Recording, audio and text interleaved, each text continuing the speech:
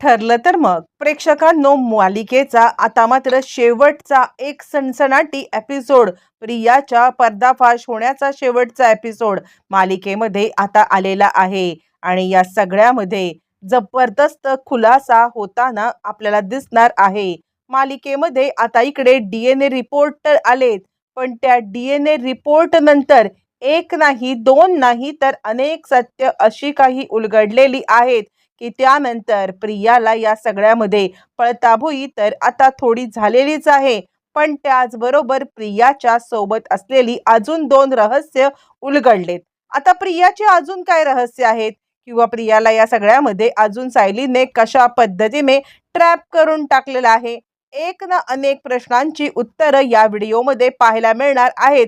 आणि इथूनच प्रियाचे पोलीस स्टेशनला कशी झालेली आहे, सगळ्याचा खुलासा या व्हिडिओमध्ये पाहायला मिळणार. छोटूसा व्हिडिओ अगदी शेवटपर्यंत पहा.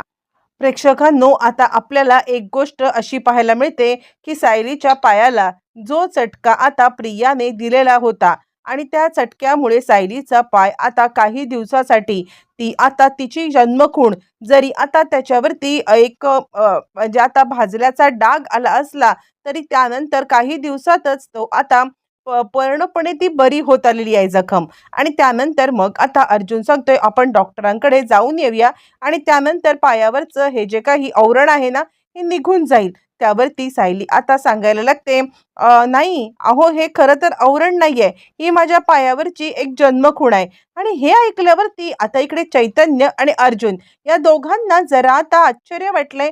काय बोलतेय सायली, हिच्या पायावरची जन्मखूण आणि ते कसं शक्य आहे, असा विचार आता इकडे दोघं जण करत असतात. पण त्याच वेळेला मग आता अर्जुन म्हणतो, ठीक आहे, आपण आधी डॉक्टरांकडे जाऊन येऊया आणि त्यानंतर मग आता डॉक्टर काय सांगतात ना ते बघू. आणि तो चैतन्यला इशारा करतो. चैतन्य आणि अर्जुन या दोघांना सुद्धा आता माहिती आहे की काही, आणि दोघं जण आता मात्र काहीच बोलत नाही आहेत. कारण काहीही झालं तरी सुद्धा याच्यामध्ये आता दोघांना संशय आलेला आहे. आणि त्यावरती अर्जुन विचार करतोय, तुझ्या पायावरती कसली खूण होती सायली? त्यावरती सायली आता सांगायला लागते, का हो, काय झालं? माझ्या पायावरती तुळशीपत्राची खूण होती. आणि असं म्हटल्यावरती अर्जुनला महाभयंकर धक्का बसलेला आहे. बरं, आता असं झाल्यावरती दोघं जण गप्प बसलेत आणि त्यानंतर वाट पाहत आहेत ते डीएनए रिपोर्ट. आता अर्जुन लॅबमध्ये आलेला आहे. लॅबमध्ये आल्यावरती अर्जुन आता डॉक्टरांना सांगतोय, मला फक्त एकच गोष्ट तुम्हाला विचारायची आहे की खरं सांगायचं तर आता म्हणजे तुमच्याकडे जे सॅम्पल आणण्यात आले होते ते सॅम्पल तुम्ही स्टोअर करून ठेवलेले आहेत ना? यावरती ते म्हणतात, हो, आम्ही ते सॅम्पल स्टोअर करून ठेवलेले आहेत. आणि त्यावरती चैतन्य सांगायला लागतो, म्हणजे तन्वीने, खोट्यात प्रियाने जे सॅम्पल तुमच्याकडे आणले त्याच्याबद्दल आम्ही आता बोलत आहोत. आणि त्यावरती डॉक्टर म्हणतात, हो, अर्जुन सुभेदार यांनी आता आम्हाला आधीच सांगितलेलं होतं की ते सॅम्पल जपून ठेवायचे आहेत आणि त्या सॅम्पलवरूनच खऱ्या तन्वीच्या पर्यंत पोहोचायचं आहे. आणि त्यामुळे आम्ही खरे सॅम्पल आता जपून ठेवलेले आहेत. असं म्हटल्यावरती मग आता चैतन्य सांगायला लागतो, आपलं काम झालंय, तू एक काम कर ना, सायली बहिणीचे सॅम्पल आणून त्यांना दे आणि त्यानंतर मग आता ते सॅम्पल 100% जर का आता जुळले तर आपल्याला या सगळ्यामध्ये कळणार आहे की सायली बहिणी हीच खरी तन्वी आहे. आणि त्यानंतर खऱ्या अर्थाने आता मात्र पुढचा प्रवास सुरू झालेला आहे. मग त्यानंतर त्या आता लॅबमध्ये काम करणाऱ्या माणसाला सांगितलं जातं की लवकरात लवकर आता जे सॅम्पल प्रियाने तुम्हाला आणून दिलं होतं ते सॅम्पल बाहेर काढ. मी काही सेकंदामध्ये पुढची सॅम्पल घेऊन आता, म्हणजे ज्या सॅम्पलचं चेकिंग करायचं आहे ते सॅम्पल घेऊन येतो. अर्जुन त्या घरी आलेला आहे. घरी आल्यावरती मग आता इकडे अर्जुन सायलीला सांगतो आहे आणि सायलीचा केस काढण्याचा प्रयत्न करतोय.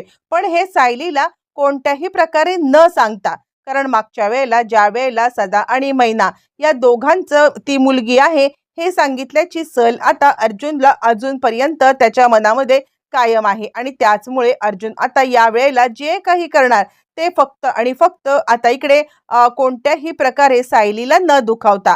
आणि त्यानंतर मग तो सायलीचे सॅम्पल घेतो, चैतन्यला कॉल करतोय, मी ताबडतोब तिकडे येत आहे, लवकरात लवकर त्यांना आता इकडे आधीचे डीएनए सॅम्पल द्यायला सांग आणि हे सॅम्पल करायला. मग आता अर्जुन आणि चैतन्य तिकडे आले. त्यावेळेला मग आता आधीचे सॅम्पल, म्हणजे प्रियाचे जे आधीचे सॅम्पल दिलेले आहेत ते प्रियाचे आधीचे सॅम्पल आता इकडे निगेटिव्ह आलेत. म्हणजे तिचे सॅम्पल जे काही सदा महिमासोबत चेक केलेले आहेत ते आता पॉझिटिव्ह आहेत. प्रतिमासोबतचे तिचे आता सॅम्पल त्याचे DNA रिपोर्ट निगेटिव्ह आलेले आहेत. आणि त्यानंतर मग आता अर्जुन म्हणतो हे तर झालं अर्ध काम, पण अर्ध काम अजूनही बाकी आहे, खऱ्या तन्वीचं सत्य. आता आम्हाला असा सगळ्यांनाही डाऊट आहे की खरी तन्वी ही आता फक्त आणि फक्त सायली आहे आणि त्यासाठी आम्ही तुम्हाला आता मात्र हे अप्रोच झालेलो आहोत. तर हे त्या सायलीचं सॅम्पल आहे आणि जे तन्वीचं सॅम्पल आता आलेलं आहे, म्हणजे जे प्रियाने खऱ्या तन्वीचं सॅम्पल दिलंय, तर ते हे 2 सॅम्पल तुम्ही आता चेक करा. असं म्हटल्यावरती मग आता किती वेळ लागेल यावरती तो माणूस सांगायला लागतो. जास्तीत जास्त म्हणजे कमीत कमी वेळात तुम्हाला आम्ही जर का देऊ शकलो तर आम्ही कमीत कमी वेळामध्ये तुम्हाला आता 12 तासामध्ये देऊ शकतो.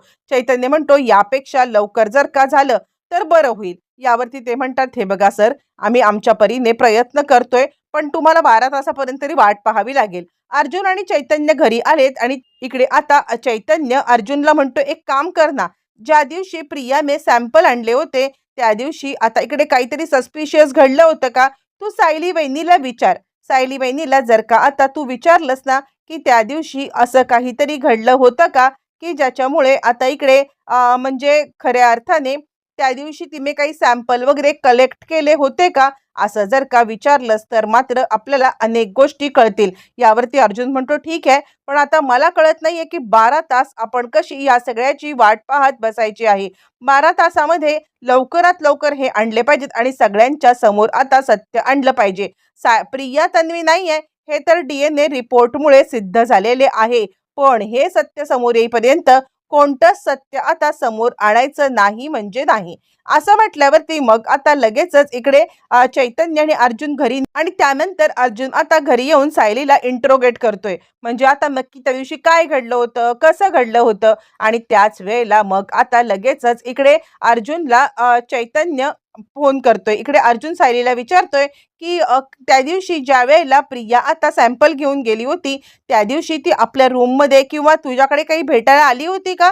आणि त्यावरती सायली आता आठवायला लागते आणि त्यानंतर अर्जुन म्हणतो प्रियाचे रिपोर्ट आता निगेटिव्ह तर आलेलेच आहेत, प्रिया तन्वी नाहीये हे तर सिद्ध झालेलंच आहे, पण आता आपल्याला खऱ्या तन्वीचा शोध घ्यायचा आहे. मग त्या दिवशी तिने ते सॅम्पल घेतले होते, कसे घेतले होते, काय घेतले होते हे मला तुला विचारायचं आहे. आणि त्यावरती सायली आता सांगायला लागते हो हो मला आठवतंय, त्या दिवशी ती आता रूममध्ये आली होती आणि रूममध्ये येऊन आता तिने म्हणजे मी ना आंघोळ करून नुकतीच आले होते, केस धुतले होते, माझा टॉवेल तिथेच पडलेला होता, सगळे टॉवेल वगैरे धुवायला होती.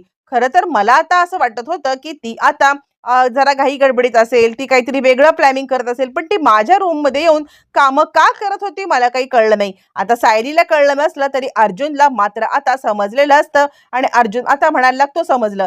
सायली म्हणते काय झालं अर्जुन सर.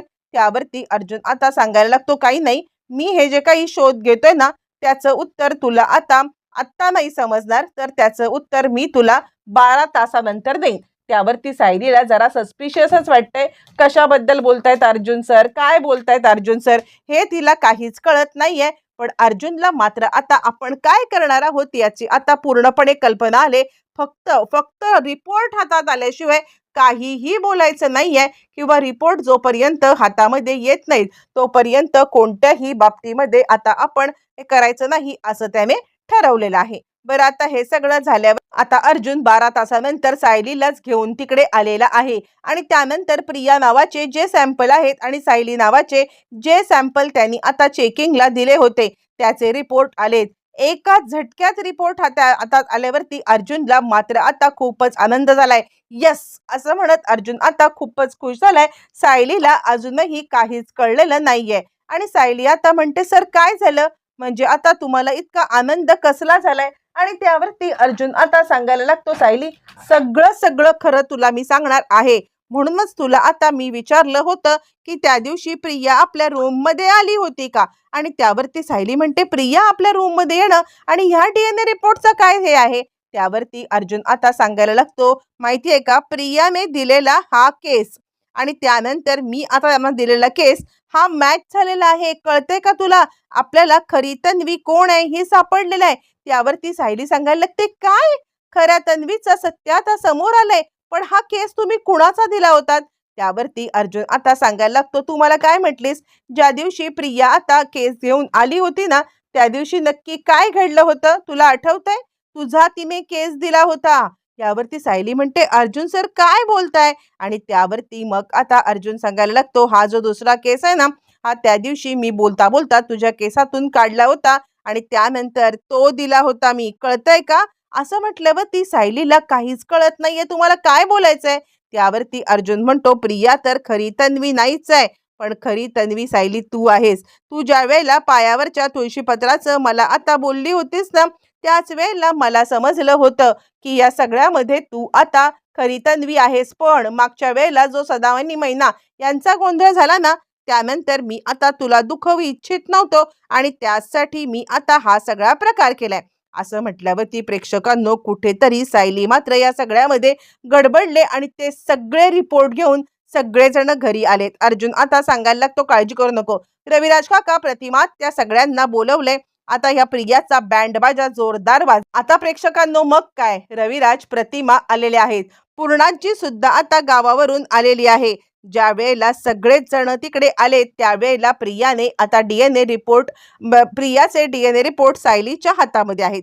ज्या वेळेला सायलीच्या हातामधले डीएनए रिपोर्ट आता तिने अर्जुनच्याकडे दिलेत आणि प्रियाच्या खाटकन थोबाडीत दिलेली आहे. प्रियाच्या थोबाडीत दिल्यावरती मग आता सायली सांगायला लागते, का का इतकं खोटं बोललीस तू? असं म्हटल्यावरती ती म्हणते, काय खोटं बोलले मी? त्यावरती मग आता लगेचच सायली सांगायला लागते, काय खोटं बोललीस? अगं तुला माहित नाहीये, या घराच्या लोकांना फसवलंस. पण बाद झालं प्रिया, आता आता मी तुला या घरच्या लोकांना अजिबात फसवू देणार नाहीये. तू जी काही कारस्थानं केलेली आहेत ना, ती सगळी सगळी माझ्या समोर आलेली आहेत. बास, इथूनच तुझा आता खरा प्रवास सुरू झालाय. इथूनच तू आता खोटी तन्वी आहेस हे कळण्याचा प्रवास सुरू झालाय. पूर्णाजी म्हणते, काय? आणि त्याच वेळेला मग आता इकडे सायली सांगायला लागते, हो, हिने आश्रमातलं गाठोडं चोरलं. गाठोडं चोरून आता आश्रमातून ही पळून आली आणि ते गाठोडं असणारी व्यक्ती खरी तन्वी आहे आणि ही खोटी तन्वी. प्रिया मात्र चांगलीच घाबरले. ए सायली, काय बोलतेस तू? सायली म्हणते, मी जे बोलते ना ते बरोबरच बोलते. प्रिया, तुझा खेळ सगळा संपलेला आहे. आता तुला या सगळ्यामध्ये कुणी वाचवू शकत नाहीये. खोटारडी तन्वी चालती हो. यावरती प्रिया सांगायला लागते, काहीही बोलतेस तू. मी खोटारडी तन्वी आहे, मग खरी कोण आहे? यावरती सायली सांगते, खरी तन्वी कोण आहे आम्हाला समजलंय, तुला सांगायची गरज नाहीये. तिला हाताला धरत फरफटत सायलीने आता बाहेर आणलेला आहे आणि खबरदार खबरदार आता पुन्हा या घराकडे वळून पाहिलंस तर, असं म्हणत तिची रवानगी बाहेर करत आता मात्र पोलिसांच्या हवाली तिला केलंय. इतकंच नाहीये तर प्रिया ओरडून ओरडून सांगतेय, ही खोटं बोलतीये. ही खरी तन्वी नाहीये तर कोण आहे खरी तन्वी? बोल बोल. त्यावरती सायली आता आपल्या हातामधले रिपोर्ट दाखवते आणि ही आहे खरी तन्वी, सायली मधुकर पाटील. सायली मधुकर पाटील उर्फ तन्वी रविराज किल्लेदार उर्फ सायली अर्जुन सुभेदार. एका झटक्यात सगळे खुलासे करतात. सगळेच जण आश्चर्याने सायलीकडे पाहतायत आणि त्यानंतर सगळ्यांनाच खूप मोठा धक्का बसलाय आणि प्रेक्षकांनो एका झटक्यात मालिकेतली सगळी समीकरणं बदलत प्रियाची भंबेरी उडालेली आहे.